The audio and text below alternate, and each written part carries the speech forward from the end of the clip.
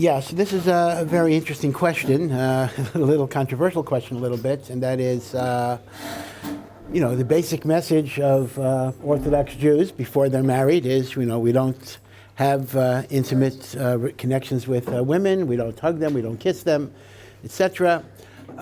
We kind of separate, and the question is, how do you convey a positive connection to marriage and ultimately intimacy if it's something that's such a taboo subject, something that we totally avoid? And then they're, of course, getting counter messages from general society that involve a coarseness and debasing attitude, and how do we counteract that without, as it were, crossing the boundaries that religious Jews don't cross? Is that a paraphrase of your question? Okay. Yeah, so it is a very good question. So first and foremost, you have to understand something, that although marital intimacy is considered to be holy, sacred, and beautiful, it is really an expression of love and relationship. So consequently, let's assume we have a married couple, right, and we have children. So I'm not going to talk to my children about sex. I mean, at some age I might, but they're 5-year-olds or 6-year-olds. I'm not going to talk to them about how beautiful sexual relations are. That wouldn't be an appropriate message. But if they see that the relationship of father and mother, of husband and wife, is one of love, one of respect, one of really caring for each other, so then they understand when they get older that the intimacy is an expression of that love. And that love is something that they can absorb even at a very young age. So people ask me, for example, and this is maybe I'm going on thin ice a little bit, is it appropriate for husband and wife to hold hands or even kiss each other in the presence of their children? Or do you totally keep it private? So I would say this. Again, some people would disagree with me. Obviously kind of the ravishing, hugging that you would have as a prelude to intimacy, that's not necessarily appropriate in front of your children. But the notion of holding hands, the notion that kids should absorb the fact that Abba and Ima love each other and care about each other, I think that's a very good message. And I think children should see that, and children should be aware of that. And children should understand that a husband respects and loves his wife as a wife hopefully respects and loves her husband. So I think if there's enough of those positive interactions, you don't necessarily have to talk a lot about sexuality in explicit ways. Now again, at some age, when kids are adolescents, you may have to have conversations about various things. But I think overall, if they absorb the correct, healthy attitudes in an emotionally stable home, that will be a very, very good preparation. Now, the problem is, of course, that a lot of our homes are not emotionally stable. Even if you come from a religious home who keeps mitzvos, let's say, that's the best case scenario, sometimes husband and wife don't get along so well. And then the question is, how do kids pick up proper attitudes? That's a real challenge, but that's a challenge really whether you're religious or not religious. But if you're asking me, what can I as a parent do to convey that positive view, I think it's primarily in the relationship that my kids see between my wife and myself. Yeah. If people speak Lashon Hara about you, right, I've heard that you shouldn't confront them necessarily, but that you could assume that their mitzvahs will accrue to you. Now, is this Baba Mises, or is this Chazal, or is there Lomdus behind it? Or is there so this is a very, very schwer idea. This is not in Chazal. Again, the statement was made that if somebody speaks Lashon Hara about you, they get all of your mitzvos. I'm sorry, the other way around. You get all of their mitzvos. So as a result, I kind of hope somebody's going to speak Lashon Hara about me. I'll get all their mitzvahs. Now, there is absolutely no Chazal that says that, but there is a fairly authoritative source, and this is brought down in the Sefer Chovas Halavavos. The Chovas Halavavos, one of the great Musar Svarim, written before the Rambam in the 11th century, in the 1000s, actually does make the statement that if someone speaks Lashon Hara about me, I will get all of their mitzvos. It's a very, very difficult passage of the Chovas Halavavos, and it's reinterpreted in different ways. I think the bottom line is that it's generally not understood literally. And certainly if I speak Lashon Hara, I've committed a tremendous sin, but I don't lose my mitzvos as a result. So I wouldn't want to call it a Baba Maisa because the Chovos HaLevavos does say it, but it seems not to be accepted as an actual halacha in that sense. Yeah. So then if someone speaks Lashon Hara about you, do you just ignore it completely? Okay, so now we have a general question. Somebody speaks Lashon Hara about me, what am I supposed to do?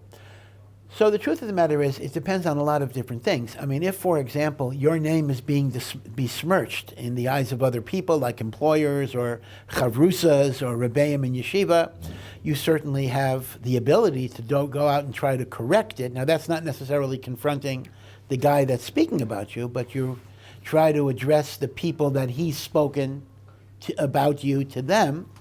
In terms of confronting the actual person, so this really depends on the general idea of when do I give tochacha, when do I give musar to somebody. Now, if the pshat would be they would listen, they would be receptive, they would change, they would do tshuva, then it's a mitzvah to confront them. If what's going to happen is they're going to get more angry and you're simply pouring gasoline on fire, it may be better to be silent. Now, let me just pose the question from another vantage point. Your question involves, if I am the victim of Lashon Hara, should I confront the one that spoke Lashon Hara? Let's talk about it from the perspective of the speaker. If I spoke Lashon Hara about you, and I want to do tshuva, should I go and ask you for forgiveness? So this is very, very tricky. The Chafetz Chaim writes in Hilchos Lashon Hara that when I speak Lashon Hara about a person, it's bein adam l'chaveiro. It's one person committing a sin against another person, then even Tshuva and Yom Kippur does not give you a kapara till I ask forgiveness. So I have to ask your forgiveness for speaking Lashon Hara about you. Rabbi Yisrael Salanter disagreed with that halacha. Because what's going to be, I go over to you and I say, I have to ask your forgiveness for what I did. Now you have the right to ask me, what did you do? Now let's say I said some really nasty things about you. So I might say, well, we really don't want to know. But you have the right to ask. So if I then tell you a real bad thing I said about you, you're going to feel worse. So Rabbi Yisrael Salanter said, what is the sense of halacha requiring that you ask forgiveness of a person if in the process of asking that person for forgiveness, you're going to inflict more pain than he had before? So because of this, Rabbi Yisrael Salanter was mechadesh that in a situation where you're asking forgiveness is going to cause pain to the person that you already wronged, it is better not to ask for the forgiveness, and Hashem will forgive you. They say, Rabbi Yisrael Salanter was older than the Chafetz Chaim, and the Sefer Chafetz Chaim came out towards the end of Rabbi Yisrael Salanter's life. And when he read the Sefer Chafetz Chaim on the laws of Lashon Hara, he was very, very impressed. He said, Baruch Hashem, Hashem has prepared a manig for Am Yisrael to lead them in the right way. But it is recorded that there was one halacha in the Sefer Chafetz Chaim that he disagreed with, and that is whether there's an obligation to ask mechila of a person that you said Lashon Hara about if the person doesn't know that you said it. Chafetz Chaim says yes. Rabbi Yisrael Salanter says no. Now you'll then ask me the obvious question. Okay, in a machlokas, the Chafetz Chaim and Rabbi Yisrael Salanter, who do we paskin like? What am I supposed to do? Am I supposed to ask mechila? Well, I certainly wouldn't be able to tell you who we paskin like there, but we have a Masorah from Rav Aaron Kotler. Rav Aaron Kotler said, on all inyanim of midos, Rabbi Yisrael Salanter is considered to be the final, definitive posek. So as a result, what this actually means, and think about this in a more general way, don't ask mechila if in the process of asking mechila you're going to inflict more pain than previously existed. And that's kind of a useful test to think about. So whether you as victim should confront the gossiper, that depends on the efficacy of confrontation. Actually, confrontation is not the right word. Hopefully there could be a friendly conversation. And whether the speaker should seek the forgiveness of the one that he wronged also depends on whether that would increase the pain. Meaning, to give tochacha, to give musar, is a big challenge. I know that often we find that our Talmidim like to give Musar a lot. It's very, very interesting. I'm not referring to this center in particular, but they see people doing things wrong and they want to fulfill the mitzvah of tochacha. But I think you'll notice that often Talmidim are much more quick to give tochacha than Rabbeim in many, many cases. Most of us kind of shy away from giving tochacha directly because in many, many ways, a person is fragile, a person could be hurt, a person who is exploring Yiddishkeit, you have to be very careful not to push them away, not to antagonize them. And as a result, it's sometimes better to be quiet or to teach by indirection than to frontally point out the shortcomings of another person. And this was already recognized even in the time of the Gemara. Somebody asked Rabbi Akiva, how come nobody knows how to accept Musar today? Tochacha. And Rabbi Akiva answered, because nobody knows how to give it. And to know how to give constructive criticism to somebody is a very, very difficult art. And it has to come from love, not the judgmentalism. It has to come because you genuinely care about the person. And if the person senses that, they may be open to hear what you're saying. Otherwise, it just becomes ego gratification and the like. So you got to be very, very careful in terms of tochacha, in terms of confrontation, because it can backfire, it can make things worse, and then it would have been better to be silent. And again, Chazal encapsulate this in a very simple rule. The same way there is a mitzvah to say things that will be listened to, there is a mitzvah not to say things that will not be listened to. I think I may have told you the story, so forgive me for repeating it, but it's such a cute story. There was a fellow in a shtetl who was very rich, but he never gave tzedakah. So the Rav finally wanted to break down his wall of resistance. So the Rav said, come to my house, I want to have a conversation with you. So he comes to the Rav's house, because he was respectful of the Rav, and he sits down at the Rav's table, and they sit for a half an hour, and the Rav doesn't say a word. So finally the person coughs and says, I'm very honored to be here, but did the Rav want to tell me something? So the Rav said, no, I needed you to be, so I could be Makayim a mitzvah. What mitzvah? Chazal say, just like there's a mitzvah to tell people something they'll listen to, there's a mitzvah not to tell people something they're not going to listen to. So since I know that you never give tzedakah, I wanted to fulfill the mitzvah of not saying something to somebody who doesn't listen. And that's why I didn't say anything to you, because you don't listen. I wanted to fulfill that mitzvah. Well, I think, the Rav lost out on that immediate short-term objective, because then the guy was so embarrassed that he gave tzedakah. So it turns out the Rav didn't have that mitzvah, but the Rav was probably willing to give up that mitzvah in order to get the tzedakah. But this is very important. Pirkei Avos says that one of the 48 ways you acquire Torah is you love tochacha.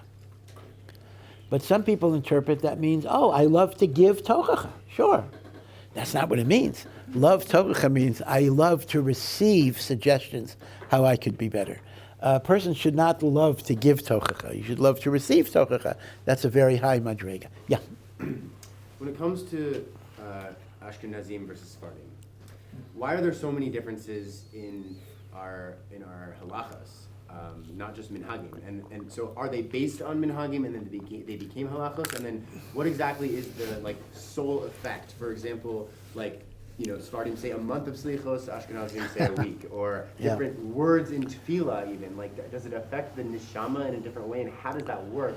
Because we're all Jews at the end of the day. Right. So the issue of Ashkenazim, Sephardim, the origin of these different things, I always say that when a person's a Baal Tshuva, and certainly when a person's a Ger, they do have a certain freedom to decide to be Ashkenazi or Sephardi, meaning you're not necessarily bound by your parents' ethnic backgrounds if they were not keeping mitzvahs. So if I have to decide, do I want to be Ashkenazi or Sephardi, I got to go through a whole big list. Pros and cons. Ashkenazim, Slichos 1 week, Sephardim a whole month. Okay, so that's in favor of Ashkenazim. Rice on Pesach, that's in favor of Sephardim. Polygamy, that can go either way. So I don't know. Now, the thing is this. The thing is, there is a Havana that actually says that the ultimate origin of course, Ashkenaz and Sephardi are ultimately two geographical areas, right? That's Ashkenazi is the European continent, and Sephardim are, Spain plus the Middle East and the like. But some say that the nafkaminas between Ashkenazim and Sephardim are actually rooted in Bavli and Yerushalmi, and that's very fascinating. And that is, in the time of the Mishnah and Gemara, the two main Torah centers in the world were Bavel and Eretz Yisrael. And these were two different Torah centers. The halachos of Eretz Yisrael were largely codified in the Talmud Yerushalmi, and the Bavli was codified in the Talmud Bavli. And interestingly enough, the Sephardim took over more of the minhagim of Bavel, and the Ashkenazim took over more of the minhagim of Eretz Yisrael. And in fact, the interesting idea was because it really was from Italy, meaning to say the way Jews got to Europe, how did they get to Germany, Poland, Russia, was from Italy. So Eretz Yisrael, Italy, Germany, France, Poland, Russia. So as a result, the minhagim Eretz Yisrael became the minhagim of Ashkenaz. The minhagim of Sfarad came from Bavel. Now, this is very, very difficult to fully understand because Lamaisa, for both Ashkenazim and Sephardim, the Talmud Bavli is more authoritative than the Talmud Yerushalmi. So in terms of halacha, the Talmud Bavli wins almost all the time. But in terms of minhagim, the old idea was that Ashkenazim were based on the minhagim Eretz Yisrael, and the Sephardim were based on the minhagim of Bavel. So that's one source of origin of the difference. Now, the other thing is you have to understand the following. The fact that Ashkenazim and Sephardim have differences is not necessarily because Ashkenazim do it one way and Sephardim do it another way. It goes back to the poskim, meaning to say there were poskim, let's say the Rambam. The Rambam didn't decide anything because he was a Sephardi. The Rambam didn't say, oh, I'm Sephardic, so I have to decide. Rather, the Rambam paskined because the Rambam paskined. Now, it happens to be he was a Sephardi, so therefore Sephardim followed the Rambam. See what I'm saying? In other words, Ashkenazim and Sephardim became Ashkenazim and Sephardim based on the poskim in their geographical area that were considered to be the greatest poskim. So it wasn't that we paskin a certain way because I'm a Sephard, or I paskin a certain way because I'm an Ashkenazi. Rather, if I'm Sfarad, I looked at the Rambam as my main authority. If I was Ashkenaz, I looked at the Rosh, or Rashi, is my main authority. So essentially, keep in mind that a lot of this, everything is b'hashgacha pratis, but one could imagine that if the Rishonim lived in a time that had email, fax, Zoom, and Skype, perhaps there wouldn't have been so many differences in Ashkenazim and Sephardim because we would have been aware of everybody's opinion. But the hashgacha was that the development of halacha occurred at a time when communications between countries was not so great. And as a result, there were different enclaves that had their rabbeim and their teachers. And they were not always aware of those other enclaves. And as a result, halachos developed differently. Now, had there been a more integrative communication system, the system might have been different. Now, I'm not suggesting all of this is by accident. Hashem wanted it that way, so that's the way it was. But nevertheless, part of Ashkenaz Sfard is simply geographical separation that resulted in different interpretations. So, everybody accepted the Babylonian Talmud as definitive, but Sephardic Rishonim interpreted the Sakla V'Tarya a certain way, Ashkenazim interpreted it a different way, and that had halachic ramifications. So you're dealing with the same primary text, and you had different modes of interpretation. But it is a good question. Especially the thing that I said before is a bit problematical to say that Ashkenazic minhagim stem from Eretz Yisrael, and Sephardic minhagim stem from Bavel, while at the same time saying that even Ashkenazim consider the Talmud Bavli more definitive, seems to be almost a bit of a contradiction. But that's kind of how that system is set up, yeah. So then is there, when we say different tefillos, for example, it's because the post-scheme said you should say this in Shemona Esrei versus, Ashkenazim? Yeah, so here's the question. Let's take Shemona Esrei as a good example. Now, Shemona Esrei was not written by later generations. Shemona Esrei was compiled by the Anshe Knesset Hagdola, Ezra. Now, if Shemona Esrei was compiled by the Anshe Knesset Hagdola, presumably they wrote it one way. So how do you get not just Ashkenazi, Sefardi, but Teimani and different types of nuschais? Now, it is important to note that even considering all the differences of Shemona Esrei, they are relatively minor. They are relatively small in number, meaning to say a Shemona Esrei in Edut HaMizrach does not look radically different than a Shemona Esrei in an Ashkenazi show. There are differences in words, etc., but overall the structure is the same. But how do you reconcile it with the Anshe Knesset Hagdola, in which there was a definitive Shemona Esrei? I mean, somebody's wrong here. Either Ashkenazim are wrong, or Sephardim are wrong, or they're both wrong, because both of them have deviated from the official text, right? How did that happen? So there are really two types of explanations that are offered here. Maybe they amount to almost the same thing, but they are a little different. Explanation number one is the Anshe Knesset Hagdola never gave you a full text of Shemona Esrei. They determined the content of the brachos, and they determined the order of the brachos, avos, gevuros, etc., and they determined the chasima of the brachos, Baruch atah Hashem, Rofei Chole, Goel Yisrael, etc. However, the particular stuff in the middle, how you express the prayer for the sick, they left it to local communities to be able to improvise. Now, what that means is that at some point in our history, not only was there Ashkenaz and Sfarad, there may have been 100 different versions. Every city may have had Shemona Esrei in a different way. Because according to this idea, the Anshe Knesset Hagdola never formalized a word-for-word text. They formalized the content of the brachos, illness, redemption, parnasa, and they formalized the order of the brachos, and they formalized the chasima of the brachos, the Baruch atah Hashem, but the stuff in the middle was left for local, and it could be that Sephardi and Ashkenazi and Teimani are the last survivors of what actually could have been multiple nuschais. Because eventually communities organized and they kind of standardized their liturgies within their areas. That is Mahalach number one. Mahalach number two is the name of the Arizal. The Arizal points out that in the Beis HaMikdash, not in the temple building, but in the Azara, the courtyard of the Beis HaMikdash, according to one opinion, in Maseches Midos, there were 13 gates to the Beis HaMikdash. 13 gates. Why 13 gates? Because each tribe had its own gate, and if you didn't know what tribe you belonged to, you went into what's called the Shar HaKolel, the general gate, for anyone who didn't know his tribe for whatever reason.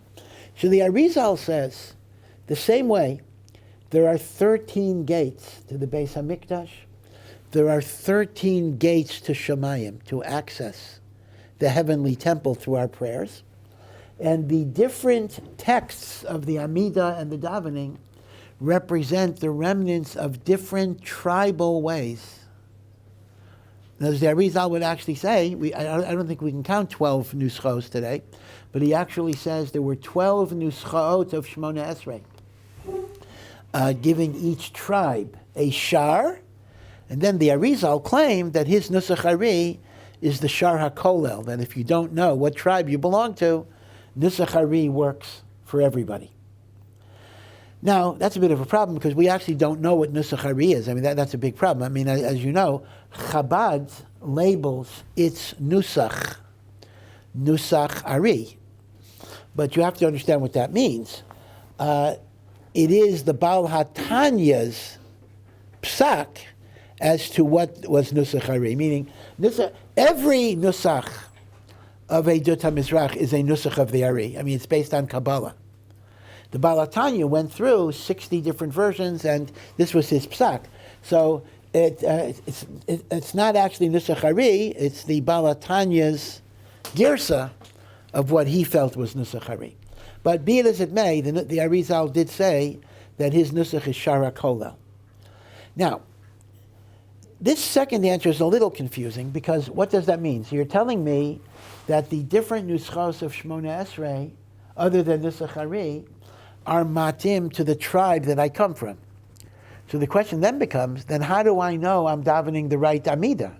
I mean, maybe I'm davening the Ruvain Shmona Esrei when I'm really from Shimon. In other words, what's going to be the matchup here?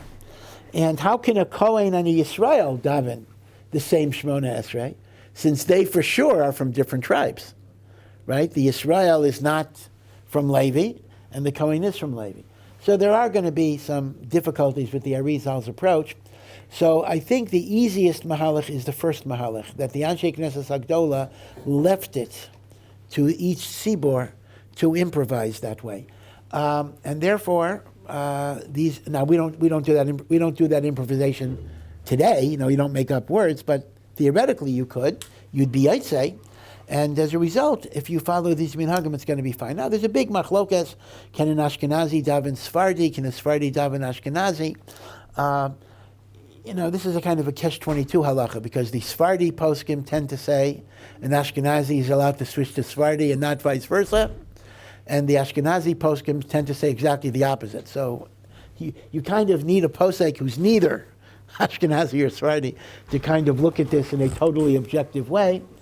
And the hachra is, generally speaking, though we follow, at least Ashkenazim, follow Rav Moshe's psak, that if your normal nusach is Ashkenazi and you're in a Sefardi shul, you should still daven Ashkenazi, but whatever is required for a minyan, like Kedusha, you should say the Kedusha of the Tzibur. Okay, that's important. So if I'm davening in a Sefardi shul, I answer the Kedusha of Sefardim.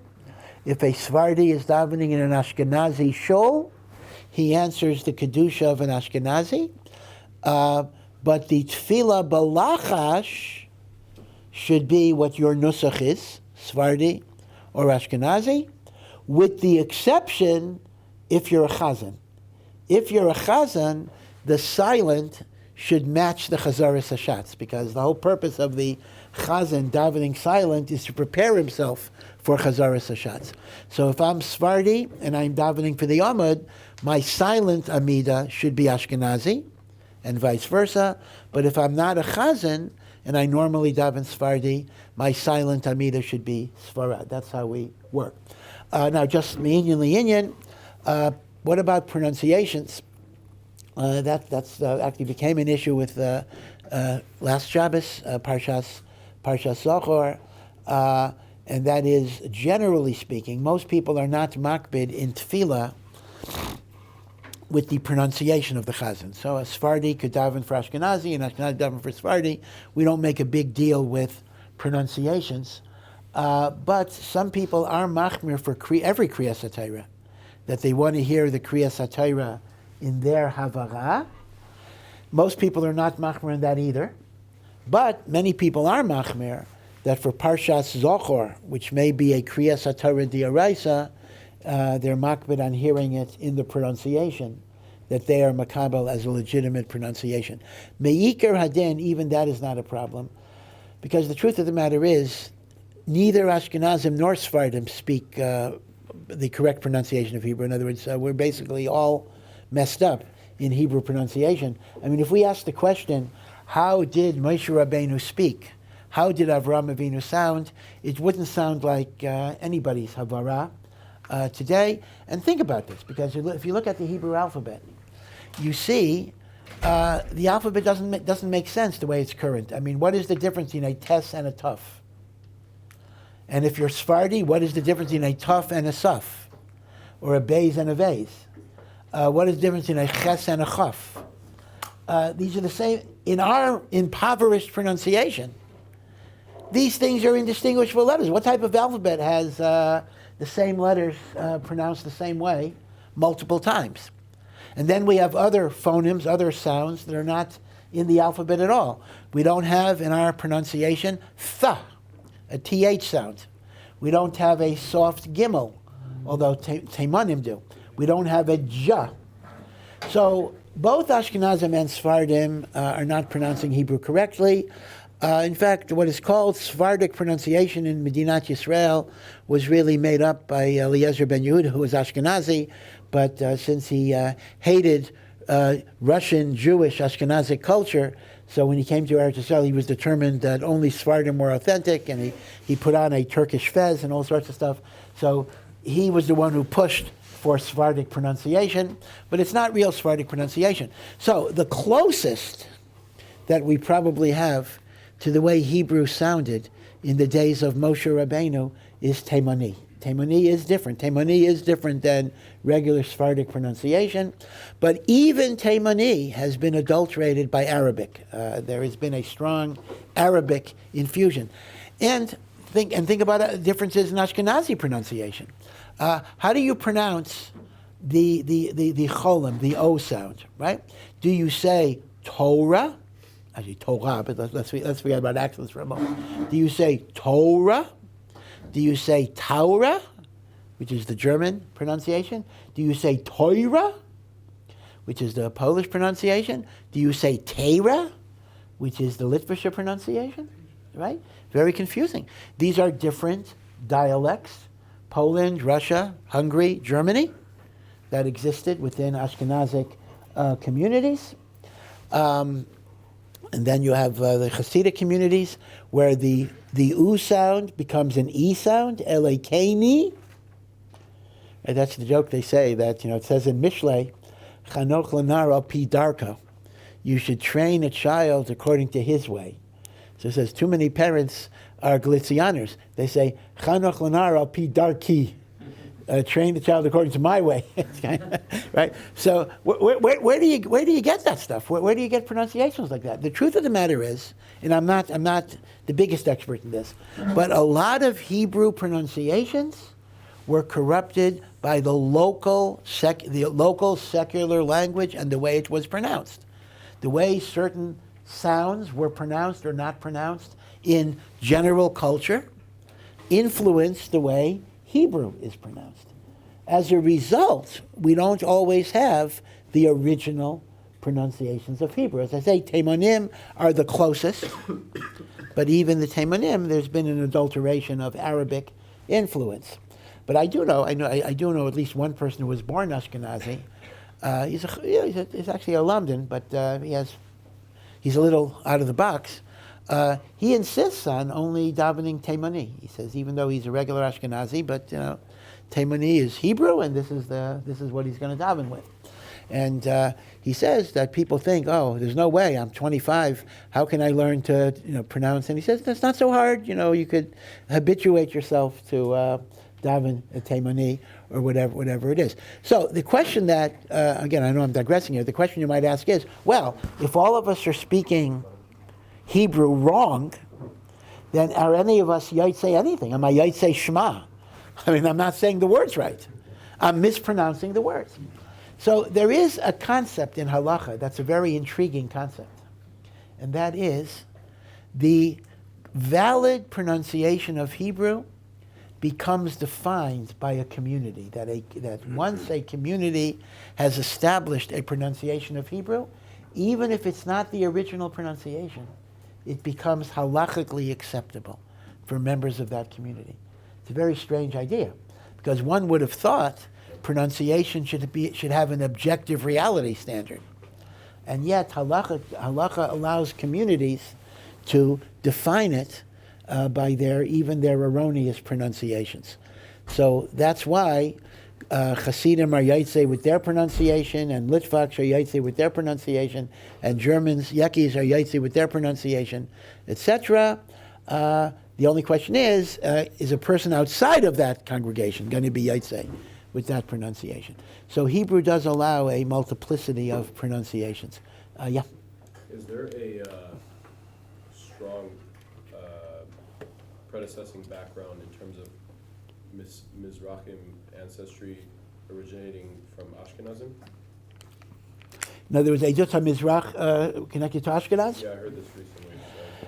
It is very much a possibility. In fact, I think the question was raised a few weeks ago about Where do you get blue-eyed and blonde hair, etc.? Even among Iranians, there are Iranians that have very light Caucasian features. And once again, it may have very well, the migration patterns of cultures can move around a lot. I know the Kazars is very controversial. I know the old theory, again, I'm saying this to the camera because I don't want to get a million emails. I know that the theory that I'm going to say this slowly, the theory that Ashkenazic Jews are descended from the Kazars has been discredited, and many, many people disagree, so you don't have to condemn me because I'm bringing it up. But certainly there is a percentage of Ashkenazic Jews that is affected by the Khazar blood, and the migration patterns in Russia did encompass Sephardic communities as well. Because, for example, the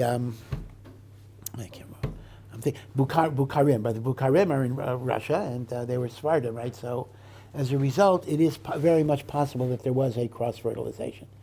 But you'd have to do a lot of research about it. Yeah.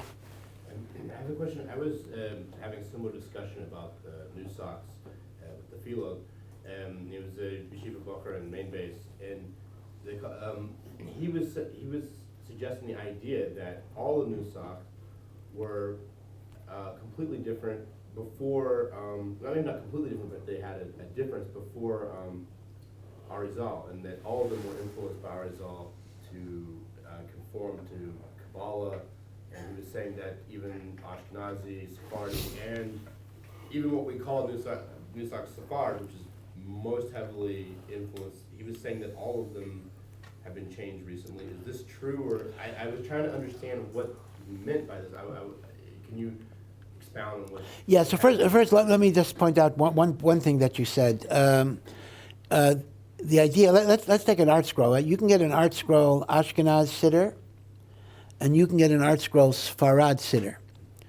But the art scroll Sfarad Siddur is not really Sfardim for Sfardim. It's really for Ashkenazim. And you have to understand, the way this works is, I'm simplifying a little bit, there are two versions of Nusach Ashkenaz. One version of Nusach Ashkenaz is called Nusach Ashkenaz, and another version of Nusach Ashkenaz is called Nusach Sfarad. Talk about double, right? Nusach Sfarad is also a Nusach Ashkenaz. What's going on? What's going on here is this. There is Nusach Ashkenaz, which was the original Nusach of Germany, Poland, Russia. And even then there were local differences, but that was fundamentally it. And then, however, with the advent of the Hasidic movement in the 1700s, they began to incorporate much more of the Kabbalah of the Arizal. So they changed the Nusach Ashkenaz to incorporate some of the elements of Nusach Sfarad based on the Kabbalah of the Ari. But that really meant it was fundamentally a Nusach Ashkenaz structure with a number of changes derived from Nusach Sfarad, and that is called the Hasidic version of Nusach Ashkenaz, which is called Nusach Sfarad in an art scroll siddur, or a typical, when you say Nusach Sfarad, right, that's really Ashkenaz. Really, it's Polish Ashkenaz, more or less, as opposed to German Ashkenaz, because the Hasidic movement was very dominant in Poland. So that, you're 100% correct, that was a modification of Nusach Ashkenaz in response to the Kabbalah of the Ari. However, that only referred to the Nusach Ashkenaz that became known as Nusach Sfarad. The Nusach Ashkenaz Hayashan, the old Nusach Ashkenaz, was not affected by the Kabbalah of the Ari, and that did remain constant. Now, the Nusach for real Sephardim, Iraqi, Syrian, Morocco, which can also differ from Kehilos, that's the Nusach of Eidut HaMizrach. So Eidut HaMizrach is different than Nusach Sfarad. Eidut HaMizrach is the authentic Nusach Sfarad. Now that has many variations too. Morocco, Tunisia, Algeria, Iraqi, Iranian, Paras, they're all different. I mean, not major differences, but there are going to be differences. And that too, there was an old Nusach Sfarad that is pre-Ari, and then there were many, many changes that were made as a result of the Arizal. it's generally assumed that the Arizal was Sephardi. Now, and of course, if you go to Tzfat, you'll see two shuls of the Ari. Beis Knesset Ari Ashkenazi, Beis Knesset Ari Sephardi. The Ari presumably davened in one of those shuls, unless once in a while he went to the other one. It's generally assumed that the Ari was Nusach Sfarad, and our assumption is that the kavanas of the Ari are connected to that Nusach. The Hasidim incorporated some of that into the Ashkenaz Nusach because of Kabbalah, but within the Nusach of Eidot HaMizrach, there is an older Eidot HaMizrach, which is the Rambam's Nusach, let's say, and then there's a more recent one, which is a post-Arizal, right? So you will find among Teimanim in particular, there are actually two groups of Teimanim. There are Teimanim that were not Makabel the Zohar and were not Makabel the Arizal, and they daven the Nusach Hayashan, which is mainly the Nusach of the Rambam. So there's Sephardim today that do not eat, besides the one group of Teimanim, because you mentioned that. Was there any other Sephardim that have nusachs that are not influenced by the Arizal, or all of them are pretty much? I'm pretty sure that except for the Teimani group that was not Makabel the Zohar, and certainly they were not Makabel the Ari, all Eidot HaMizrach that is used today is influenced by the Kabbalah of the Arizal. Now, I'm simplifying something, and everything I said you could argue with, because we're making the assumption that the Ari was building on Nusach Sfarad, and his kavanot were based on Nusach Sfarad, and those were the basis of his changes. There are those that actually say the Ari daven Nusach Ashkenaz, and all of his Kabbalah goes into that. But whether that historical claim is accurate or not, that's not the way congregations responded, because I can tell you that Hasidim adopted Nusach Sfarad into their Nusach Ashkenaz because they felt that that was bringing in the Kavanos of the Arizal. And by the way, that was one of the Vilna Gaon's oppositions. One of the Vilna Gaon's oppositions to Hasidic movements, he had many, but one of them was that they were changing Nusach Ashkenaz into a hybrid of Nusach Sfarad. And they didn't have the right to do that. They were Ashkenazim. Hasidim were Ashkenazim, and if they were Ashkenazim, they had to follow Nusach Ashkenaz. They didn't have the right to incorporate Nusach Sfarad. And that was one of the Gra's main contentions. Yeah. For some reason, there was some Rabbanim who spoke against Rabbi Steinsaltz's translation of Yeah. I just wanted to know why some were able to. Yeah. So Rabbi Adin Steinsaltz, Zichrona Livracha, who was nifter a few years ago already. As you know, well before ArtScroll, after Sonsino, but before ArtScroll, he began translating the Gemara. First, he was doing a modern Hebrew translation, and now it's a whole English thing, which is really rivaling, it's competing with ArtScroll in a different version. In fact, it's very, very interesting that people sometimes ask, should I get an ArtScroll or should I get a Steinsaltz if I'm getting English?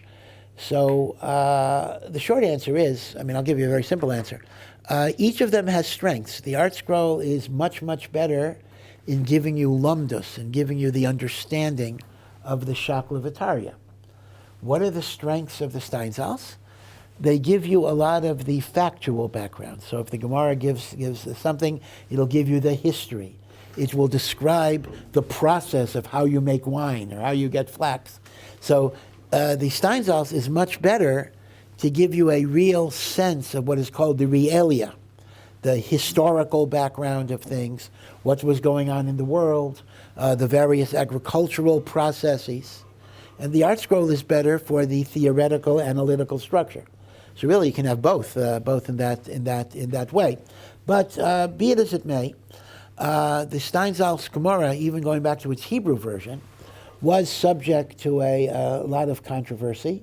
I think Rav Shach, Zichrona Livracha, came out against it and the like. Why was there controversy with Steinsaltz? It's hard to say. Some of it was he was a modern person. He was a person who had secular education. He was well-versed in mathematics, physics, philosophy.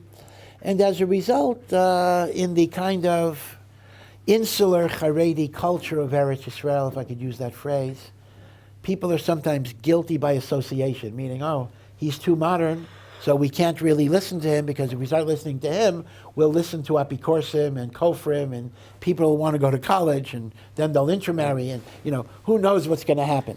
So they said, he's too modern, we just cannot bring him in.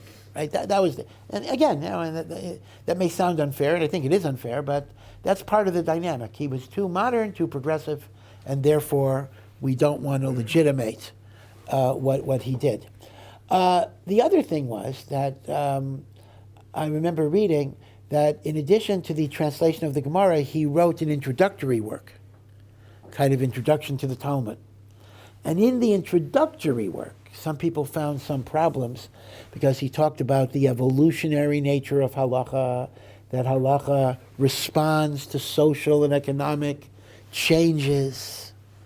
And those are fighting words because they imply that Chazal are influenced by politics, and they're influenced by economics, and they're influenced by historical events and pressures. And that's connected the idea of this objectivity of truth.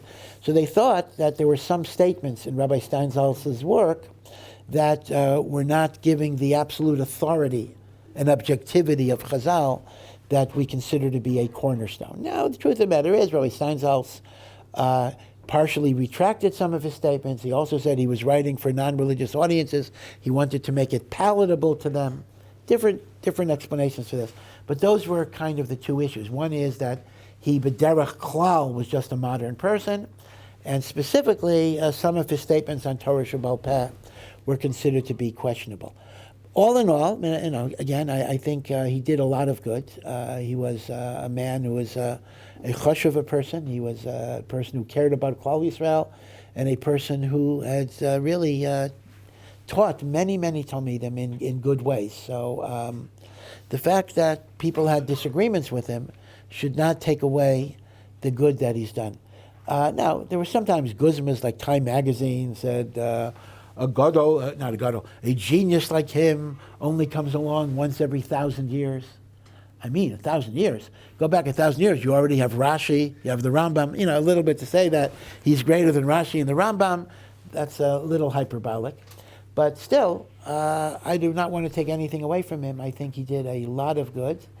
And if Art Scroll might be a better product, he was the first. Like always, somebody started this, and then someone else comes along and builds a better mousetrap, as the expression goes. But that doesn't take away the fact that he was the one who started this endeavor. There's a cute story that he was a Baal Tshuva, and he was born into a real old-fashioned socialist family, the old-fashioned Israeli labor, Zionist, communist thing. And his father was absolutely against religion, but his father had an interesting shita. This is what his father said. His father said, I want my son to reject religion because he sees how foolish it is, not because I conditioned him. So as a result, he says, I want my son to have the best teacher in Torah that I can afford, and then he will see how all of it is worthless. So his father actually hired like a really excellent rebbes for Adin, but unfortunately for the father, actually fortunately for the father, because this is undoubtedly a source of olam haba for the father, that the father is the one who made Adin from, that Adin saw the truth of Torah and became a Baal Tshuva. So they say that at one of the parties, one of the receptions for the Steinsaltz Shas, somebody was talking to the father, and the father quoted Time Magazine. They say a scholar like a Talmid Chacham like my son comes along only once every 1,000 years, and he says, and I have to be the one that has him. He said, he was complaining in a humorous way. Yeah. There seems to be a havamina that jealousy is instinctual. That what is that? Jealousy. Oh, jealousy, yes. Is instinctual, and therefore we should be circumspect about what one shares about oneself, so as not to elicit jealousy. At the same time, we have to believe in hashgacha pratit. So surely hashgacha pratit has power over jealousy, so Hashem restrains people's jealousy, or is the approach that we have to be shtum, trying to get this tension between... Well, I would say this, hashgacha pratit has certain built-in limitations. Remember the famous statement, Hakol bidei shamayim. Everything is in the hands of heaven. Chutz meyiras shamayim, except for the fear of God. So God determines if I'm wealthy, if I'm poor, if I'm healthy, if I'm sick. Yeah. But God does not determine if I'm righteous or I'm evil. God does not determine if I get jealous or I don't get jealous. That's within the ambit of my bechira. So as a result, the fact that, God calls the shots doesn't mean he calls the shots about how I am going to react to a given situation. That's with the ambit of bechira. And then at that point, what the Sfarim say is correct, that jealousy to a large extent is natural because we have our own sense of ego, we have our own sense of self, and when I see other people that have things that I would like to have, I feel bad about it. And as a result, I have to train myself to appreciate what Hashem has given me and to appreciate what Hashem has given him and to understand that everybody gets what they're supposed to get. But Hashgacha Pratit is not going to control how I feel. Now, this idea whether jealousy is natural or not, I think a lot about a story that happened with my son when he was in second grade. And I still remember this. It was a long time ago. That, in school, they have like a Shabbos Abba, or they, different awards. That he was, best student of the week, or scholar of Chumash, or Shabbos Abba, whatever it is. So I remember one day he came home, Friday afternoon, and he was so excited. He was so happy. Why was he happy? Because Meir was his best friend. Meir was Shabbos Abba. So I'm thinking, what are you so happy about? You weren't, But I got, I was very moved by the fact that he was as happy that his friend got something as if he would have gotten it himself. So I'm not sure if jealousy is necessarily so instinctive. He had a genuine pleasure in his friend getting this honor. I was a jaded adult already. What are you so happy about? And the like. But maybe that's unnatural, Same thing with happiness. Somebody asked the Brisker Rav, why are kids happy? I mean, the typical default setting of a kid is they're happy. I mean, even when they walk, they skip, right? Why are they happy? What's there to be so happy about, so to speak? And why is the typical adult, not happy in that same sense? It's an interesting question. So the Brisker Rav said, why are children happy? Because they don't yet have Averos. They don't have Averos, so there's nothing. Meaning, the natural quality of a neshama is to be happy. That's the natural way things are. But what happens is, Averos cloud us up. Averos block us in different ways. So that takes away the happiness that a child will have. A child who is not yet responsible for his Averos, there's nothing to block the happiness. An amazing thing. So I wonder if jealousy may fall along the same lines. Because when I think of my son, at least in that particular instance, I'm not going to say I saw this every single time, because I've seen other things too. But at least in that case, I saw really a test case of someone who genuinely was not jealous, who had genuinely had simcha in somebody else's accomplishment. That's a beautiful thing, because I think, all of us, unfortunately, I'll give you a lot of examples. Some of these might be painful examples. Your roommate you've been going out, and your roommate becomes a chassan. So of course you're happy, mazel tov, etc. But how many times is there still something, why him and not me? Right? That's kind of the jealousy that's very, very hard to get away from. Or you're married and you don't have children, you and your wife don't have children, other people have children, and one of the uncomfortable things is, it's brought down in Sfarim, that to be a kvater at a bris. What's a kvater? Kvater is simply the one who brings the baby into the bris. That's a segula for a childless couple to have children. That we honor them with kvater, that the wife hands the baby to her husband, and the husband brings it to the moel. Right? It's called kvater. So the truth of the matter is, couples who are married for a while without children, they tend to be kvaters over and over again. And after a while, they really don't want it. They don't want it. They're embarrassed. They're embarrassed as always being pointed out as the couple that doesn't have kids. And I remember, there used to be a magazine, it was probably before your time. Some of you might know Rabbi Nissen Walpin, Zechrona Livracha, who used to live in our neighborhood, and he was nifter a few years ago. His son is Rabbi Walpin, Rosh Shiva, Rosh Kollel. So Rabbi Nissen Walpin was the editor for 30 years of a very good Jewish magazine called The Jewish Observer, which went out of business a few years ago. So I remember the Jewish Observer used to have a minhag of open letters, where people would write an anonymous open letter to somebody. So an open letter might say, an open letter to the man who davens next to me in my shul. Everything's anonymous. And it talked about, you're talking all the time, whatever. It was a way of giving Musar, an open letter to my neighbor in shul. So I remember that one of the open letters, these are all anonymous, right? So you don't know who they're talking about. It was like Musar, is that a woman was complaining that when all of her friends get engaged, they're always talking about their chasans and their weddings. And don't they realize how much it hurts me, who's not yet engaged? Don't they realize? Why are they talking about it? Or there was another open letter about a woman without children who, how come whenever I meet my friends, they're talking about their kids all the time?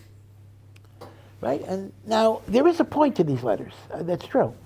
You don't try to create sorrow to somebody. But looking at it totally objectively, I think the writer of the letter has the wrong attitude, because the writer of the letter was allowing jealousy to cover up. When my friend gets married, I should be besimcha. I mean, easier said than done. I'm not criticizing anybody. But I should be in seventh heaven. I should be as happy as if it was me. When another couple has a child, and Baruch Hashem, there's one more Jew in the world that can be raised to serve Hashem, I should feel happy. I should rejoice.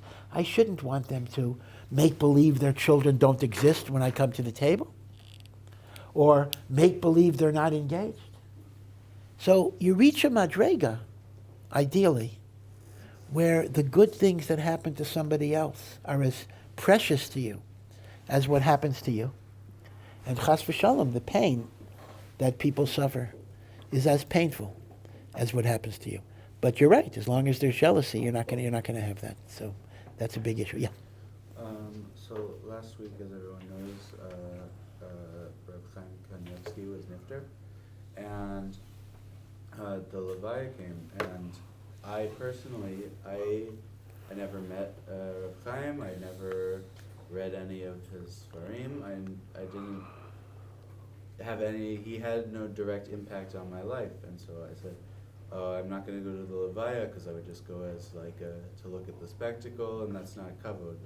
And the next day, I was reading the Parsha in Shmini, and it talked about how when Nadav and Avihu were nifter, and it says Aaron shouldn't cry over them, but all of Klal Yisrael should. And Rashi says from that we learn that if a tzaddik is in distress, we need to like mourn. Yeah. And so I'm kind of wondering, is that a proper attitude to have towards, like, he's undoubtedly a great gadol, but I don't connect with him at all. And on the other hand, there are many tzaddikim who do connect with him, and should I be distressed over their distress?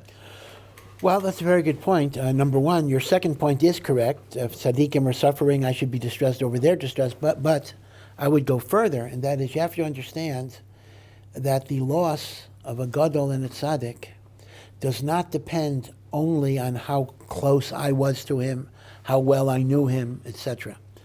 A tzaddik brought something to the world. A tzaddik brought kedusha to the world. A tzaddik, I can't trace it specifically, but it could be that your success in learning this year was in part because Rav Chaim Kanievsky was in the world.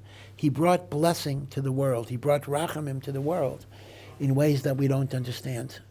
And when he is taken from the world, our world is different, even if we never knew him, even if we never spoke to him.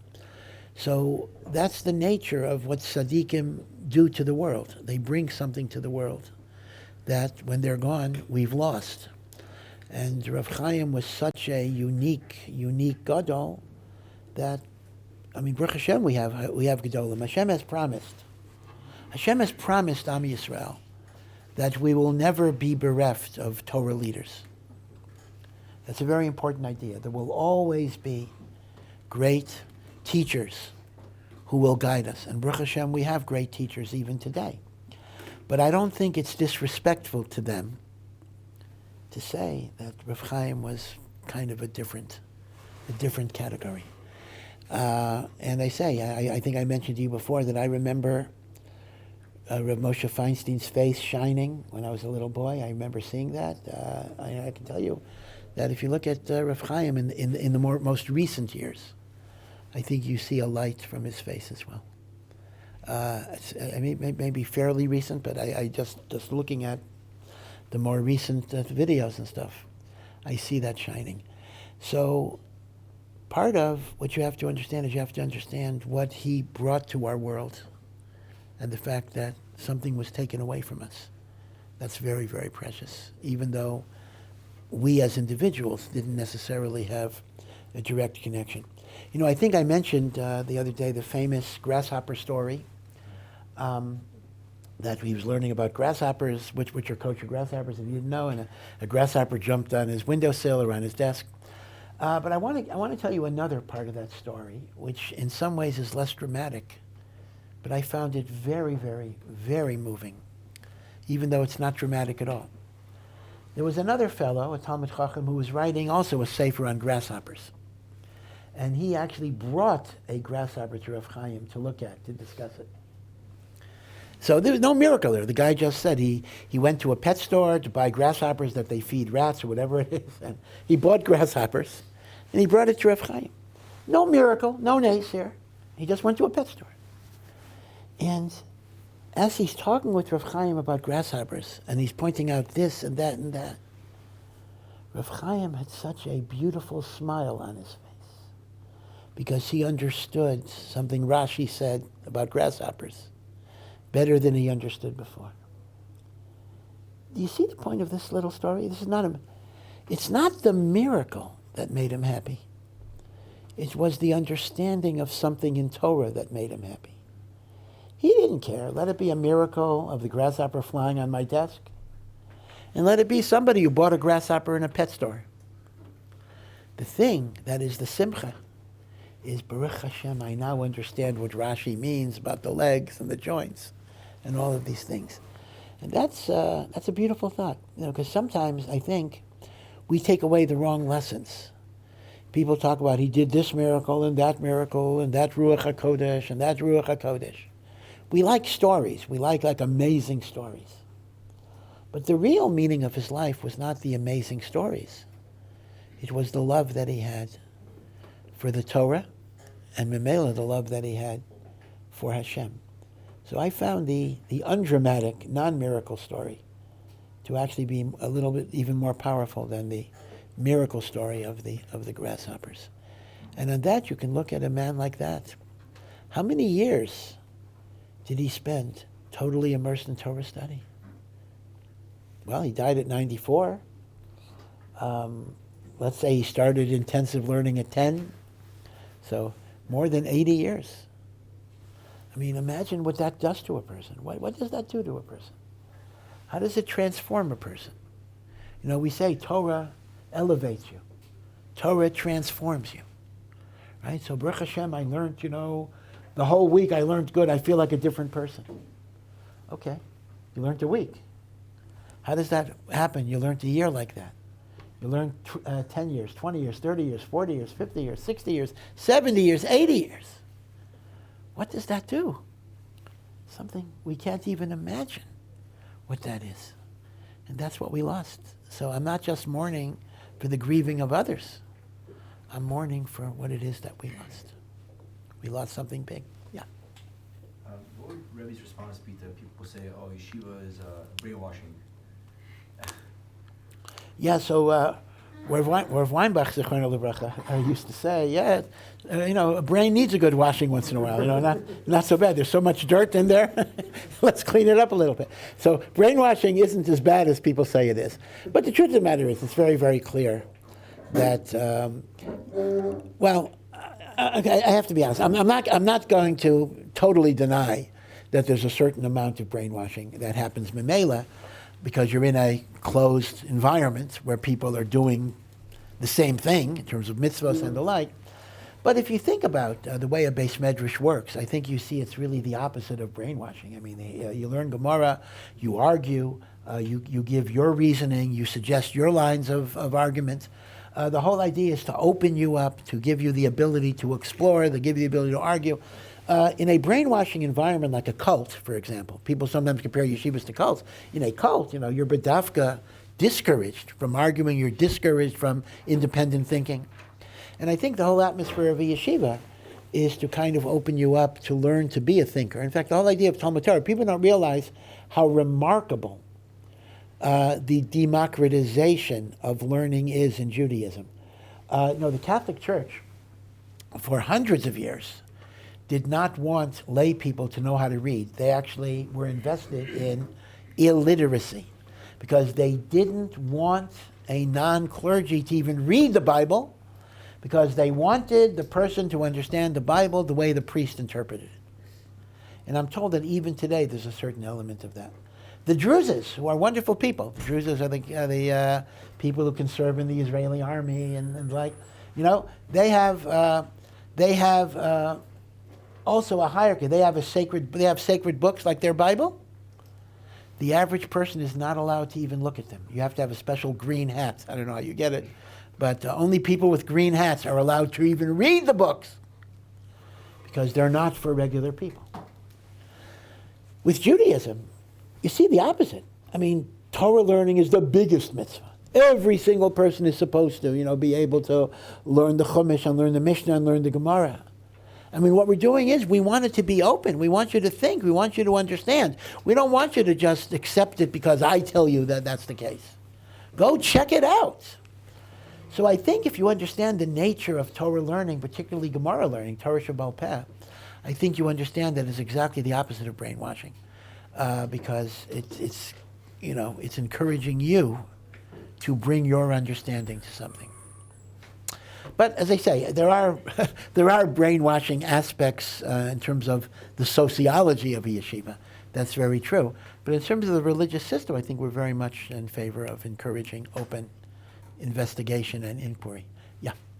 So we had the holiday of Purim recently, and we know that there's two very common customs of dressing up in costumes and eating osnei haman. I was wondering if you knew of the origin of these two customs. Yeah. So the two customs actually have a similar origin.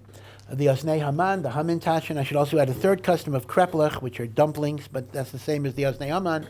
It goes to the idea that you have an outer reality that is covering an inner core. So whether it's a masquerade, where a mask is covering my face, a costume is covering who I am, or whether it's a hamantashen or osnei haman that have a filling surrounded by dough, or kreplach, dumpling that again has dough with the meat filling inside. And all of it is a reminder that what you see on the outside does not really tell you what is inside. And that is the story of Purim. Because Purim on the outside, you don't see the hand of God. Everything could have been coincidence. A king kills his queen, he gets another queen, she happens to be there is no kriyas yamsuf, there is no makos here. That's why the name of Hashem is not mentioned in Megillah Esther. That is why Esther, her name is Hester. Esther is concealment. But it reminds you that what looks to you as mikra, happenstance, coincidence, there's an inner reality. So the food that has an inner reality shows you appearances are deceiving. And that's the yesod of all of this. By the way, the Ramah brings a very amazing psak halacha, and it's still very controversial. The Ramah says that the inyan of wearing costumes on Purim is so important that even if the costumes are shatnez, wool and linen, you're allowed to wear them, but only if it is shatnez on a rabbinic level, not if it's shatnez on a Torah level. And that's complicated. What is d'oraisa shatnez? What is d'rabbanan? We actually don't follow the Ramah's psak here because it's easy enough to get a costume that's not shatnez. But the Ramah actually matters shatnez d'rab, or at least he brings yesh omrim that shatnez d'rabbanan is mutter in Purim costumes. Yeah. This question was sent in. If the majority of the nations agree to it, does international law like the UN conventions, Geneva Convention, etc., fulfill Deenam to the point that NATO and other countries would be obligated to enforce violations under Torah law? Okay, I'm not sure I fully understand the question. International conventions, okay, I understand that, but a convention for what? I mean, NATO is a defense pact. That's an agreement of mutual defense that if one member is attacked, the other countries will come to the assistance. But I'm not sure, do you mean if there would be an agreement to enforce Torah laws? Read me the end of the thing here. Yeah, I guess it was if they agree to it, does international law like fulfill Deenam to the point that they would have to enforce violations under Torah law? Yeah. Yeah, so I suppose there is a deep question lurking under there, and that is, Deenam is the seventh of the Noahide laws, and it is an obligation on a non-Jewish societies, to enforce norms of justice. Now, there is a machlokas, Ramban and Rambam. What is the content of Deenam?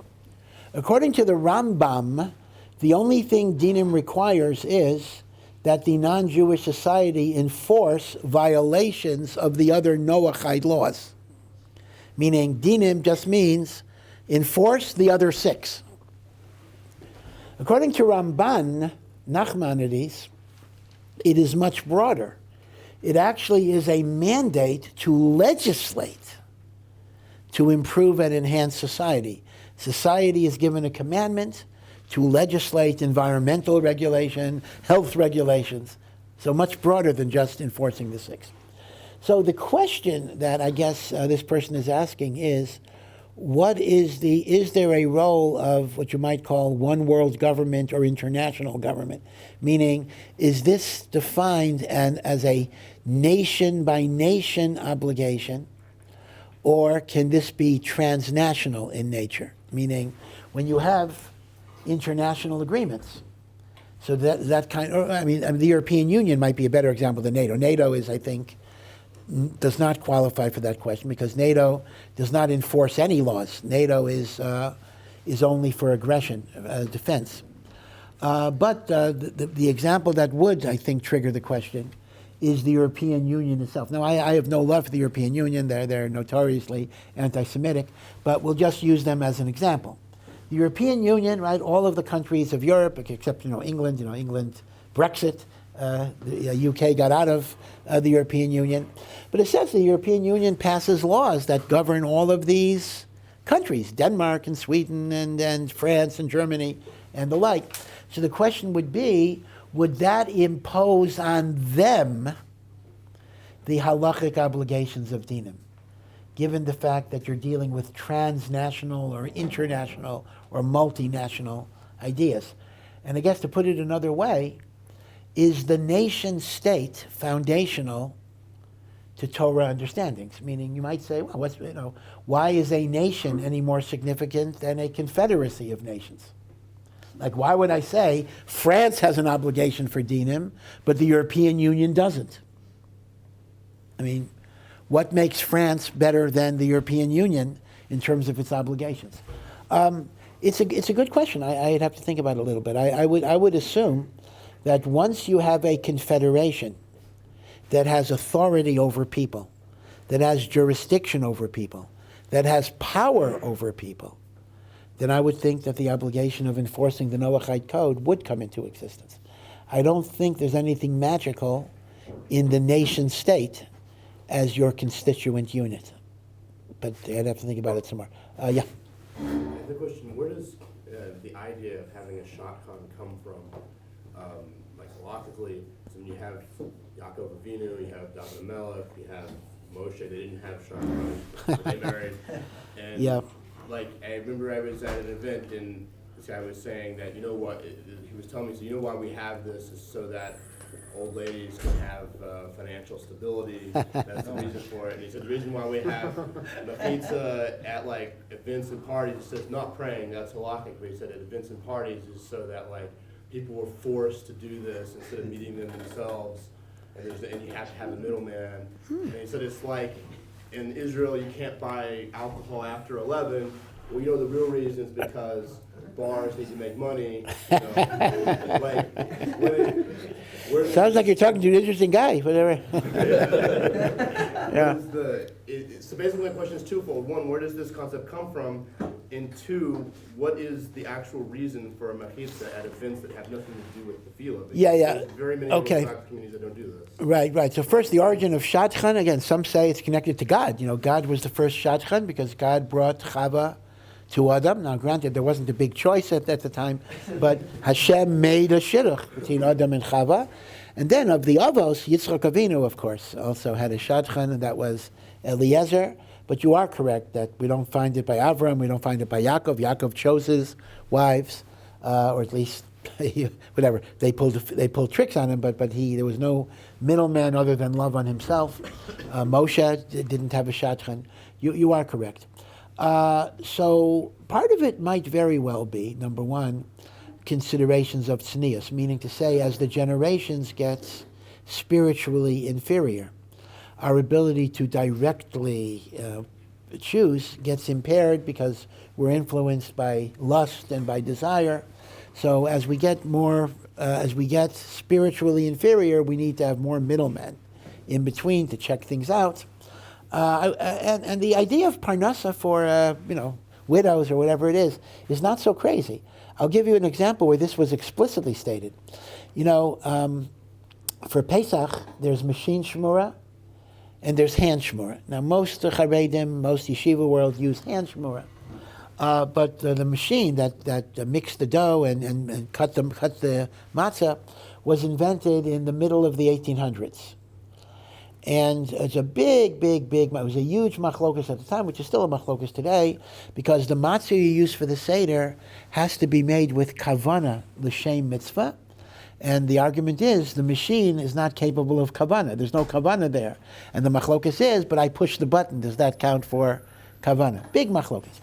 So the great posek, who was absolutely against machine matzah, he said it's treif, not allowed to have it, was the Sanzer Rav Chaim Sanzer, was one of the great Hasidic Rebbe's of Poland. And he wrote Lamdish et Shuvas, why this was not kosher. But he told somebody privately, the real reason why I'm mastering it is there are widows who make their living for the whole year by baking this matzah, and this machine will take away their parnasa. I will find a reason why it's treif. Now, that's an unusual halachic methodology. You don't simply say, I gotta find a reason. I'm gonna find. If you look, you can find that reason for anything. But they actually say that was his cheshbon. So it's not so rachak for me to say that there is an idea of parnasa. But as I say, in addition, the idea that in our very corrupt society we get influenced by taivas and irrelevant things, and a shadchan can perform a valuable screening function.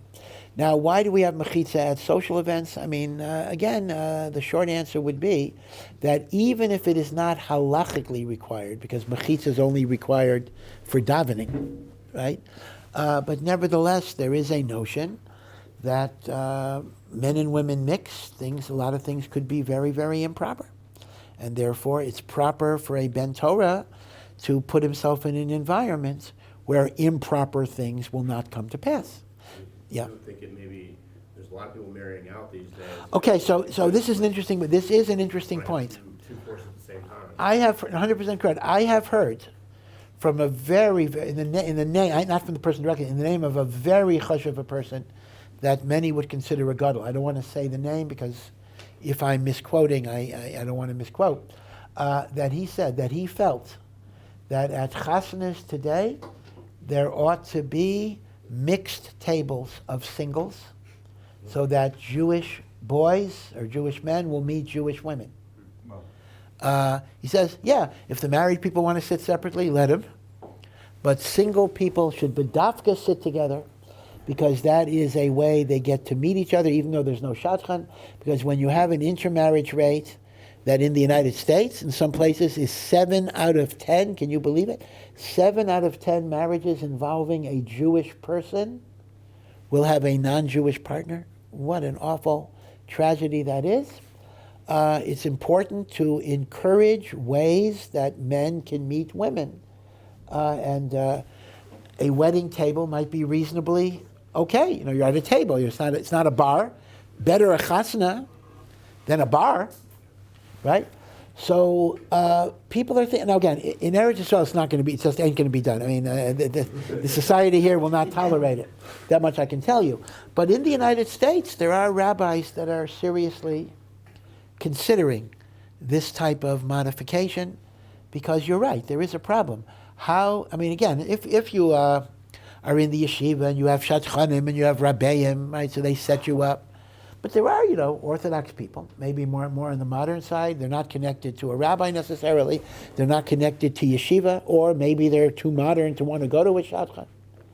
And how are they going to meet people? So if the only alternative is to go to real treif environments, like bars, isn't it better to make some accommodation, maybe in a shul, a singles event, a singles mixer in a shul, or a mixed table at a chasna or a kiddush, right? So it may not be the most tznius way, but it might be a much better way than the alternatives that they're going to use. So I can tell you that there is some serious consideration given to that, and some rabbis have begun to allow those things to be done. Yeah. Given there's somewhat of a machlokus between matzah being considered bread or mazonos, and the fact that it isn't a leavened grain. What is the logic? What is the spar behind the reasoning that it would be considered as bread? Okay, so there is, as you know, a great machlokas. What is the bracha that you make on matzah during the year? Ashkenazim generally will make hamotzi on matzah because we treat matzah as bread. I'll get to your question in a moment. Many Sefardim, not all, treat matzah as a cracker, and they will make borei minei mizonos on matzah, except during Pesach, when by definition matzah is your bread, because there is no other bread that you can have.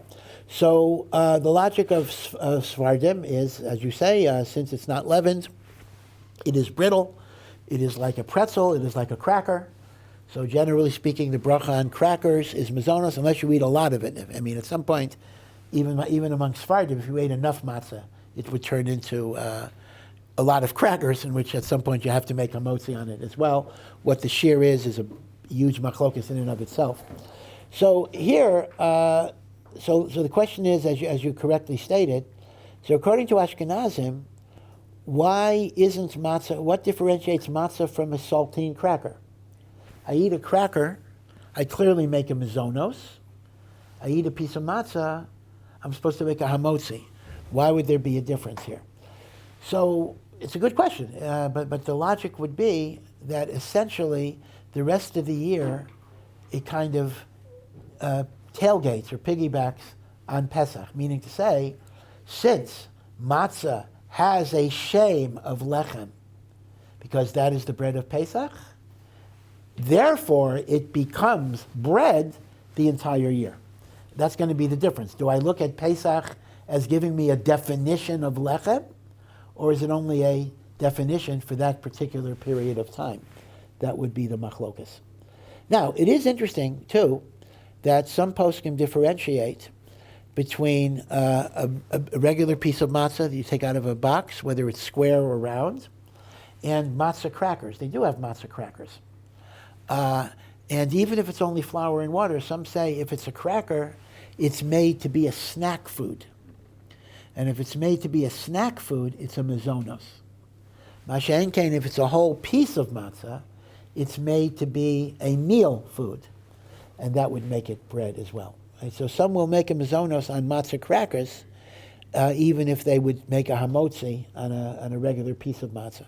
Yeah. Does the Gemara define romance at any point? Romance? Well, I don't think it defines romance. And the truth is, the Gemara does not have that many stories of romance. Sometimes romance is portrayed in a dangerous way, taiva, lust, and the like.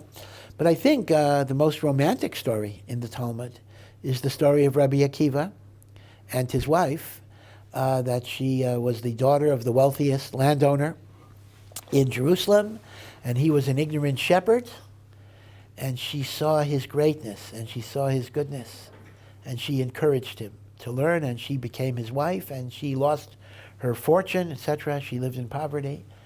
And I think what the Gemara is setting up is that the idea of romance is not sexual lust, but it's a love and respect for the goodness that a person has. And I think that's an important model for what we should look for as well. So I don't think the Talmud emphasizes romance as an end in of itself. And by the way, let me share with you a very beautiful thought of the Vilna Gaon. The Vilna Gaon says, all human love that is truly love is essentially love of God. It's love of divine love. If I love a person, putting aside lust, so why do I love a person? I might say I love a person because they're wise. I love a person because they're kind. I love a person because they're gentle. I love a person because they're modest. I love a person because they're always thinking of other people. What you're really loving about them are the qualities of their soul. Their soul is the breath of Hashem. Their soul is from God. So really, what you love is you love the part of God that is manifest in their soul. And that's the thing.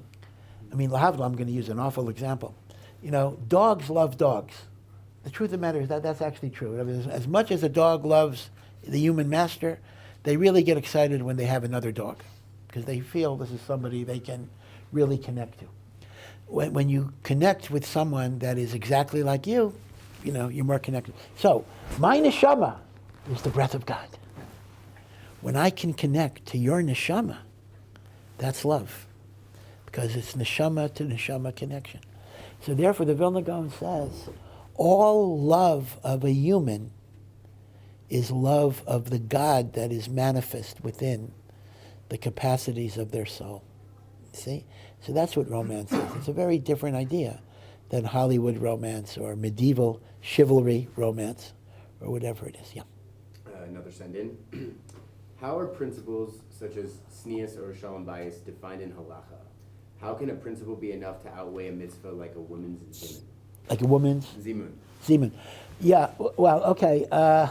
Well, first of all, I mean, I can't automatically accept the formulation of the question because things like tznius and things like shalom bayis are not simply principles that are contradicting halacha. They are halachos too. So as a result, at most you're dealing with a conflict of halachic rules as opposed to principle versus halacha. So that's the first thing. I would not accept the idea that this is simply general principles. They do have halachic implication. Second, with respect to zimun, I know that's only one example. There's a larger question here. It's absolutely clear in halacha there is no chiyuv on women who eat together to be mezamein. At most, it is reshut. It is optional. And if that's the case, something like tznius might, in some cases, override an observance that is optional in all cases, meaning it won't override a halacha that's an obligation, but it can determine whether a reshut should be followed or not, right? So the particular example is, I think, less of a problem because zimun is not a chiyuv anyway. Although I'll tell you one interesting thing. I assume by the question, what does the Gemara say? 3 women eat, so if they want to be mezamein, gevirotai nevarech, they're allowed to do so, but they're not obligated, right? That's clear. The minhag seems to be that they don't do it, and it's a good question, why don't they do it? After all, we do encourage them to take lulav and sit in sukkah. Why don't we encourage women to be mezamin? That's a good question, but halachically they're allowed to. Now, here is the question. If you have 3 men and 3 women, for sure the women should not be mezamnos. Why? Because the men's zimun is an obligation, and therefore it's better for the women to participate in an obligatory zimun than not. And that's clear also. But here's the question. What if you have 3 women and 2 men? So the 2 men cannot be mezamin, right? Should the 3 women lead a zimun if there are 2 men there, and should the 2 men answer? The halacha is very clear. They are allowed to have a zimun, and the men should answer to the zimun of the women. So I'll tell you an interesting story. There's a yeshiva in the yeshiva high school in New York, Yeshiva Flatbush, which is pretty modern Orthodox. It's left wing, and so you'd figure the teachers tend to push feminist things. So he had taught, the rabbi had taught his students this halacha, that if there are 3 women and 2 men, the 3 women could be mezamnos, and the men should answer. So one of the students tended to be a little more right-wing than her classmates, and she said, "That's not true. You're just giving us women's liberation stuff." So the school was planning a trip to Eretz Yisrael, and they were going to see Rav Shlomo Zalman Auerbach. So the rabbi said, when we get to Rav Shlomo Zalman, ask him this question and see what he says. So they came to Rav Shlomo Zalman Auerbach, and the question was, if you have 3 women and 2 men, should the women lead zimun and should the men answer? And Rav Auerbach, Gadol Hadar, said, yes, the women can lead zimun and the men should answer. And the girl still blurted out, "That's not true," because she was so conditioned to it. So I hear what he's saying. I think by the tenor of the question, he's implying that many rabbis would say women shouldn't do it because of lack of tznius. In point of fact, that may not even be the halacha. It may very well be that it's appropriate for them to do it, although I have to admit the minhag is they don't. But al pi halacha, there's nothing wrong with it. And maybe we need to revisit. Yeah. In regards to Hilchos Yom Tov, when one is cooking and increasing the flame, in order to, I've heard recently that there is a way to diminish the flame if one chooses to do so with, I don't know in regards to kavanah or not, but if they put a pot of boiling water on the stove and the water boils over and So flame, is that okay? Yeah. How does it correlate? So the laws of Yom Tov are very complicated. In some ways, the laws of Yom Tov are more complicated than Shabbos, because Shabbos we just say don't do it. Yom Tov, you can do things, and then you got to figure out how not to break the halacha. So here is the rule. You are allowed, just like you're allowed to turn on a fire to cook food on Yom Tov, as long as you're not creating a new fire, just increasing an existing fire. So you're allowed to lower a flame as part of the cooking process. So if I have a pot of soup on a burner, right, and it's getting burnt, it's getting overcooked, but I still need a heat there, I can lower it, right? I can lower and increase. But if I take the pot off the fire and it's ready to serve, and I just want to shut off the fire because I don't want a fire, then I'm not allowed to do, right? So the cheshbon here was that if I remove the soup from the fire, but I put a pot of water on the fire that I will use for tea or whatever it would be, I'm then allowed to lower the flame so it will not overboil or whatever it would be. So that's simply turning what would have been a non-ochel nefesh. Ochel nefesh is the heter for food preparation. Kiboy, extinguishing a flame for non-ochel nefesh is aser, but lowering a flame for food preparation is mutter.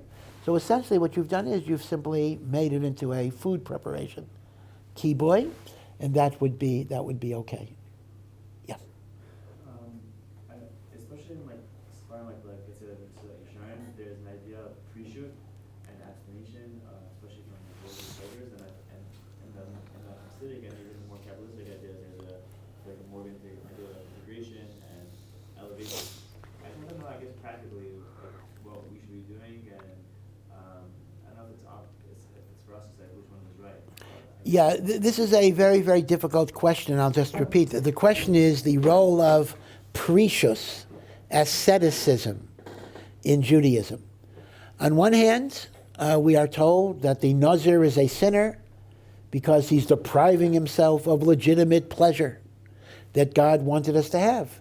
He says, I don't want to drink wine. Hashem says wine is okay. We are told a person is going to have to give a din v'cheshbon for every pleasure he could have legitimately taken that he didn't take. Because Hashem made the world for us to enjoy. That's why we make brachos. On the other hand, we have many, many teachings, and Mesilas Yesharim is one of the main expositors, that talk about distancing yourself from physical pleasure. Not eating what you don't need to eat, etc. Rabbi Avigdor Miller, for example, would never allow himself to eat cake. He said he ate to be healthy, but he had no heter to eat things that were sweet, but they were not contributing to health, etc. Because he felt that would be taiva. In other words, not just because it was injurious to health, but he felt if it doesn't affirmatively contribute to your health, then you're just an animal that's engaging in taiva. So the question becomes, you do have makairos that go in both directions. One is enjoy the world, and the other is minimize your pleasure in the world, because the more you're connected to the physicalities of Olam Hazeh, the less sensitive your neshama is going to be to Dveikus B'Hashem. So you do have those two themes, and different Sfarim emphasize different aspects of it. The short answer, I think, is that both are true, and you have to find a way of integrating it, meaning Hashem wants you to enjoy the world, but use the enjoyment and use the pleasure as a means of enhancing your hakaras hatov to Hashem and your avodas Hashem. And as a result, enjoy, but enjoy in moderation. Enjoy, but be mistapek b'muat, be happy with relatively less. So the one thing I think everybody would be moda, and this is very important. Do not compromise on what you need for your health. So I might say sleeping too much isn't good, but that doesn't mean stay up all night or only sleep 1 hour. So you eat what you need to eat, and you sleep what you need to sleep, and you exercise what you need to exercise. Hakol maidim, even the Ramchal would be made to that. The only question is, once it goes beyond what you need for your health, so I think most would say, within moderation, a certain pleasure is good. It gives you a joy, it gives you a simcha, but one should try not to go overboard. One should not try to be too meshukah, too invested in the taivas of Olam Hazeh. Yeah. So this year I was out of the country by accident. I was stuck out of the country for the first Purim, and I was wondering. Oh wow! Yeah. But I knew I was able to get back for the second Purim, so I celebrated 2 Purims this year. And I was wondering if I could give Matzah Levionim on the first day for the second day as well. Well, no, because if you celebrate 2 Purims, so you have a chiyuv on each Purim to give matanos le'avyonim on that Purim. So you can't fulfill the obligation of Thursday with money that will be given on Friday, and you can't fulfill the obligation on Friday with money that you gave on Thursday. So you have to really give it twice. If you had 2 Purims, I mean, it depends on the details. Clearly, you were chayiv in the first Purim because you were in Kazars. When did you get back to Israel? I got back. I spent the night, Friday night in Yerushalayim. I mean Thursday night. Thursday night in Yerushalayim. Yes. Okay, so you're chayiv in 2 Purims. That's right. So you were in Yerushalayim Friday morning. Yeah. Yeah. So that's the classic case where you're chayiv in 2 Purims.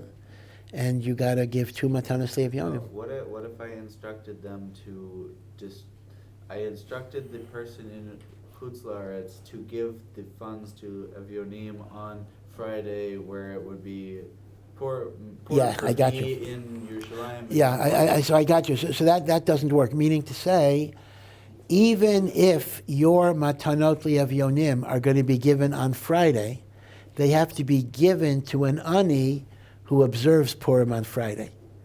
You can't fulfill your matanot le'avyonim on Friday to somebody who is not observing Purim on that day. So it's both the donor and the recipient have to have the same Purim. Now, what you could do is, you can give your money early, but instruct them as to when they would distribute it. In other words, I could put money. I could put money in a pushka, and I could tell I can give money to Rabbi Samet, let's say a week before Purim, and tell him I'm making you my shaliach to give this money on Purim for me. So that's okay. You don't physically have to give the money on Purim. Yeah. What happened to Moshe Rabbeinu's kids? Why is so little said about them, and why weren't they the ones to? Yeah. This is quite amazing. Moshe Rabbeinu's kids. The fact that number one, they didn't seem to assume a leadership position, but number two, the descendants of one of his kids actually became an Oved Avodah Zarah. It's a very, very strange story. It's hard for us to know. I could give you reasons, but how can I say something critical about Moshe Rabbeinu? It's not shaykh. But sometimes you have a scenario where someone is so great, so above any human being, that on some level their own children cannot necessarily relate to them. If you're a child of Moshe Rabbeinu, did Moshe Rabbeinu play games with his kids? There are things that Moshe Rabbeinu couldn't do that regular people could do. Moshe Rabbeinu was above. And Klal Yisrael needed, all of Klal Yisrael depended on a Moshe Rabbeinu to be the intermediary with Hashem. But the problem is, it doesn't always translate to your immediate family.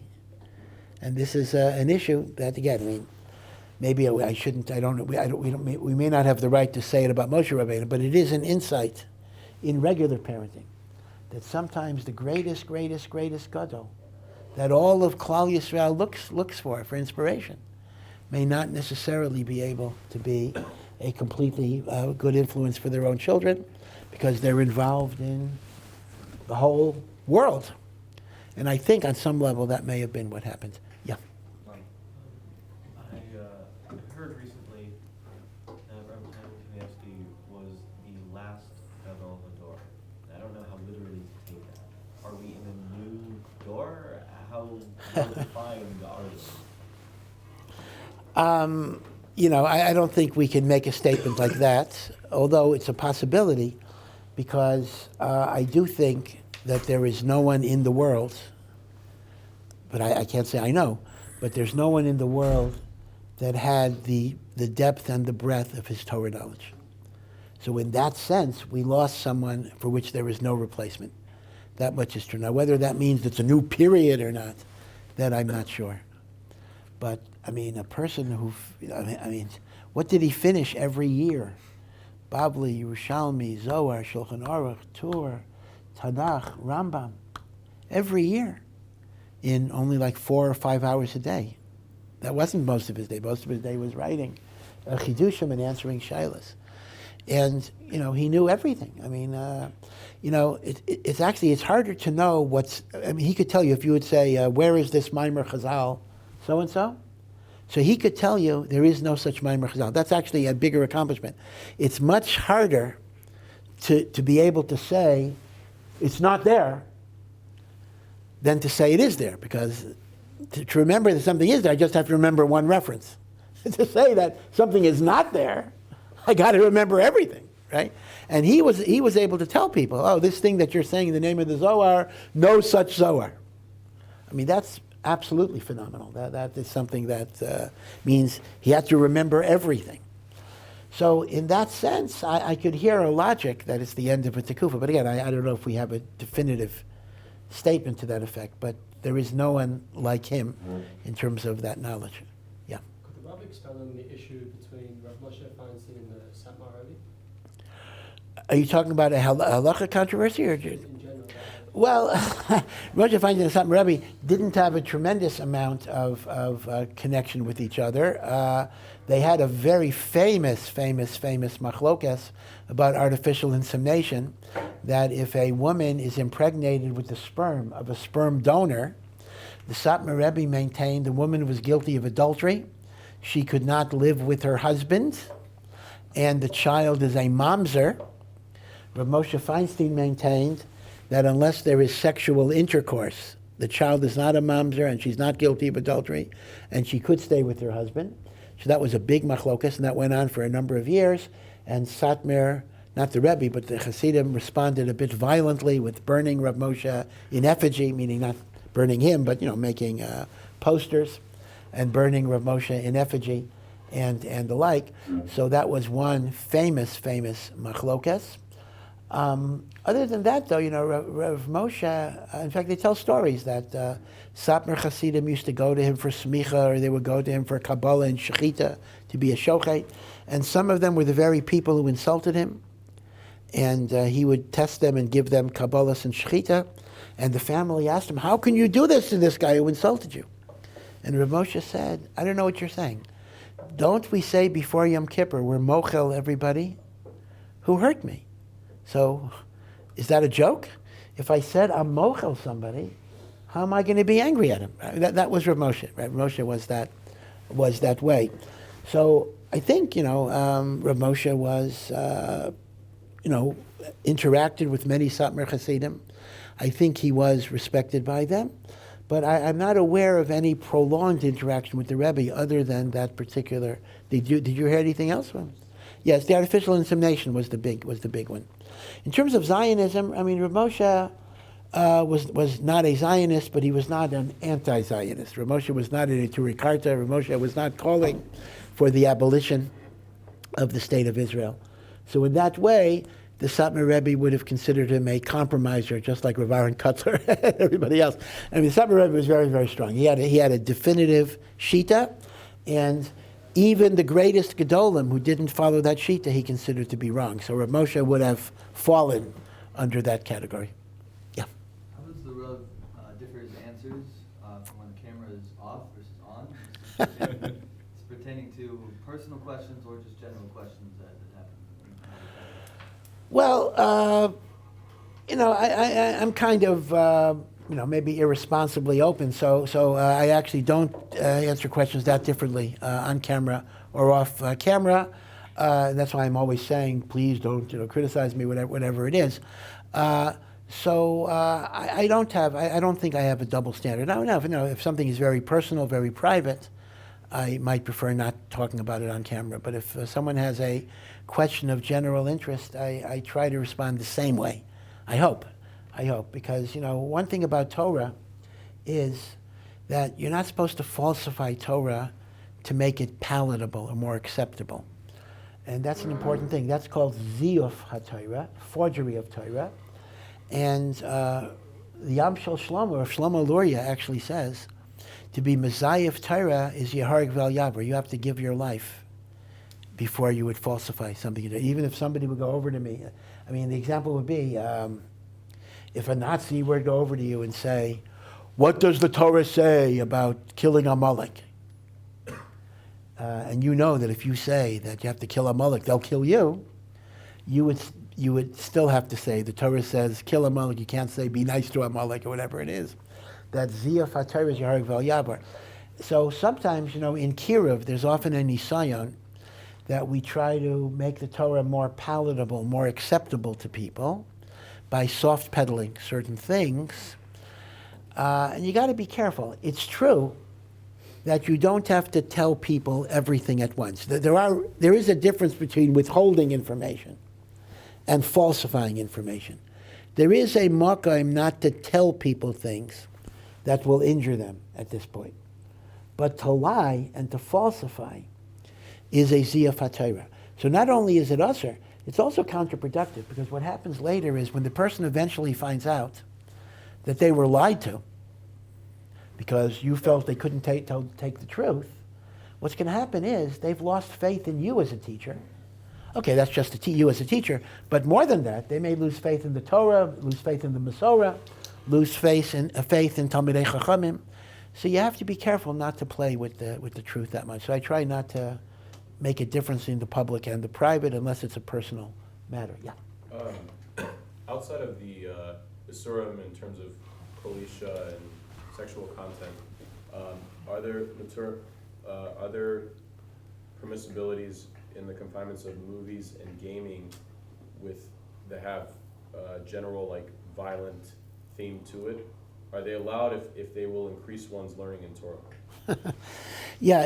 In other words, you're referring where there's no issue of tznius, improperly. Yeah, in terms of if you're leaving Yeah. out the Yeah, problems with women. So leaving out the women issue. In other words, instead of sex and violence, you just go for the violence. Yeah. So yeah, I'll tell you the truth. I cannot point to a chapter and verse that this is usher, right? So I don't think you can approach it as it is forbidden to do that. But the question becomes, what impact does it have on my character, on my midos? It's an interesting question. Does it make me more aggressive? Does it make me more violent? Does it make me less patient?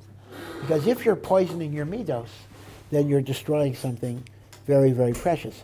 So you have to recognize that the things that we input into our mind and into our consciousness do affect us in a lot of ways. Even if we forgot about it, things that we might have seen casually 30 years ago are still burrowing around the brain and affecting you in various ways that you can't even remember. So you got to be careful with that. You have to be careful with these types of negative influences. I'm not going to say it's usher. I don't think that would be the way I would approach it, but I would be concerned for the impact it has on your character and on your midos, and also on your sensitivity, meaning to say, if you get habituated to violence when you see people being hurt, it's not going to bother you as much, and that also is a chisaron in midos. Okay, so that's what you would look at, yeah. What is it about the Aramaic language that we find it in the Zohar, we find it in many passages of like Matzah and the Gemara about like very deep inyanim? Yeah, so the Aramaic language, number one, was of course the native language of Bavel. So Memela, the Jews of Bavel spoke Aramaic. But more than that, Aramaic is actually our first language, although it's not our holy language. The language of Avraham Avinu. Avraham Avinu's native language was not Hebrew. Avraham Avinu's native language is Aramaic, from Aram, from Syria. That's where Avraham comes from. Now, Hebrew was the Lashon HaKodesh. Hebrew was the first language by which God created heaven and earth. But I guess our relationship to Aramaic is similar to our relationship to Yiddish. Yiddish goes by the term in Yiddish, Mama Lashon. It's the mother tongue. So Aramaic is kind of our father tongue. It is actually the original language of Avraham Avinu. And therefore it has a certain quasi-Kedusha to it. It's not Kaddish, but Yiddish is also not Kaddish, but there's a certain quasi-Kedusha.